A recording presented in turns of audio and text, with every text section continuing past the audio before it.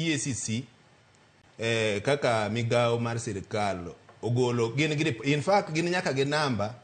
maka ng'ato kwayi asoya ti igo namba no gin in all regional offices mar EACC.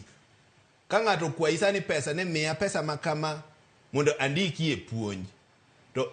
the achiel kachiel nyaka the nearest EACC office gin gi namba ibiro go namba no ti explain. Koro evidence midwaro ng'ato jawinjo mobeno penyo ne to ere evidence midhi prove go asoya ni. Koro kidhi EACC kacha gima gitimoga ibiro ng'isi ne gochne ng'ano inyise ne koro ikelo ne pesa nikech pesa ema ng'acha dwaro. To samidhi cha imi officer achiel mar EACC timi gi pesa mobedo treated mana part of evidence mana kaka gather evidence tinyiso ng'ato ne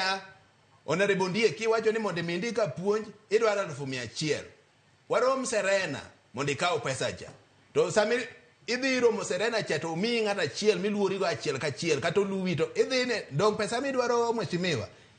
pesa koro sami chiwo pesa cha en duty mar EACC officer mano omicha mako ng'ama ne kwaya asoya ni to evidence already ne in gi pesa to pesa ni obedo treated ma kidhi go e court en watertight case ma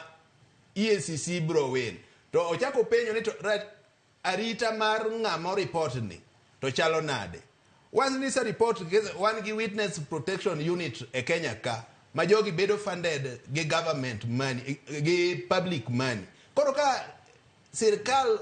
neno ne ng'ama no report case ni ngima ni nie e kinda kulu koda sumbi ti ibro mi protection ema miyo wan gi unit mar witness protection unit koro apane gima wala kene ati jopiny pok ong'eyo ni ka ng'ato kwayi asoya